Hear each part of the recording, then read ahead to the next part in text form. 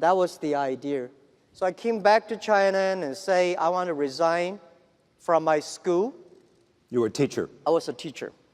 I've been teaching in the university for 6 years.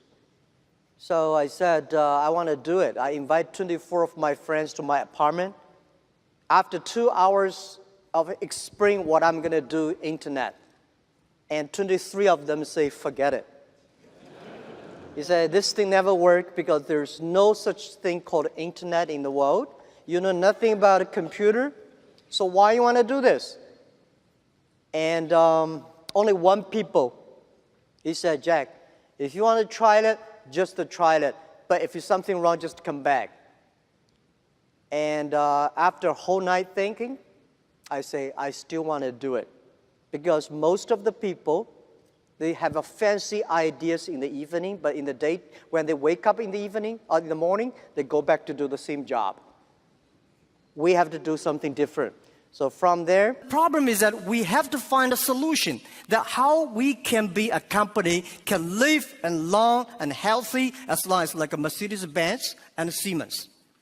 If an industry cannot live more than 3 years, if all the companies cannot live happily for 3 years, this industry is never become the mainstream. This industry can never become the D economy. So what we want to do is that how we can find this solution. The world is changing so fast. Most people don't realize what is IT, what is internet. We are moving very, very fast to data technology. IT technology and data technology, it's not the technology difference. It's the difference of people, the way people think, the way people deal with the world. We don't know what the world will look like in 30 years. And we don't know what the data will look like. But we are sure that the whole world in next 30 years will be changed. If the first and the second innovation and technology revolution relieve or liberate the human strength, the physical strength, this revolution release and liberate the strength of a human brain, the innovation. The future world, we believe, will be connected, not by oil, not by other things, but by data. The future world, the business is C2B, not B2C. C2B is consumer to business, not business to consumer. Because you have a lot of data, because of the data, the manufacturer must do customized things. Otherwise, manufacture will be very difficult. In the future, all the manufacturers, they make the machines. The machines can not only produce the products, the machines must talk. The machine must think. And the machine is not going to be supported by oil, by electricity. The machine is going to be supported by data. The future world, business will not focusing on the size. Business will not focus on standardization and the power. They will focused on the flexibility, nimbleness, customization, and user-friendliness.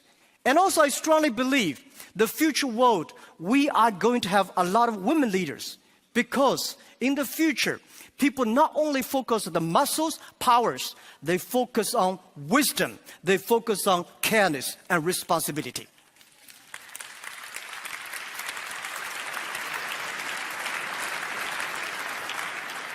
And I think internet must find the missing part.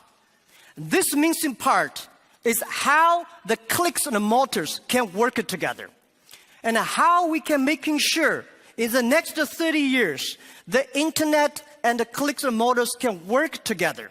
Only where clicks and motors can work together, internet companies can survive, can live happily for next 30 years. And if that day comes, that day we called D economy.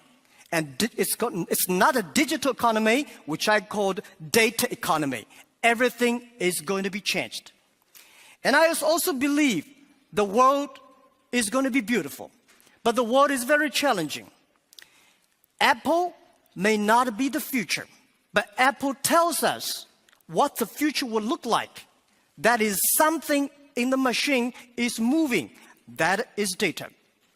we are at a great time of innovation, inspiration, invention, and creativity.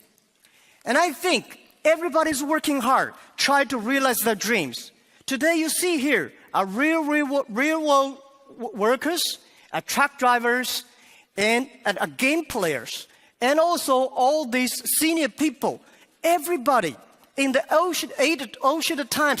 Asian times, nobody can leverage the technology to realize their dreams. Today, because of the data, everything becomes the truth. And I strongly believe it's not the technology that changed the world. It's the dreams behind the technology that changed the world. If the technology changed the world, I will never be here. I'm not trained to be a technology. I know nothing about a computer, and I know very little about the internet. I have a strong dream that we want to help small business. So 14 years ago, we come here to sell Chinese products to Europe. That won't work.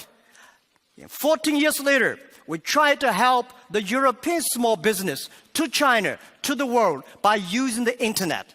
It's the dreams that drive the world. It's not only the technology. So ladies and gentlemen, let's work hard. It's a fantastic world. It's a world belongs to young people. It's a world belongs to the future. And thank you very, very much for listening.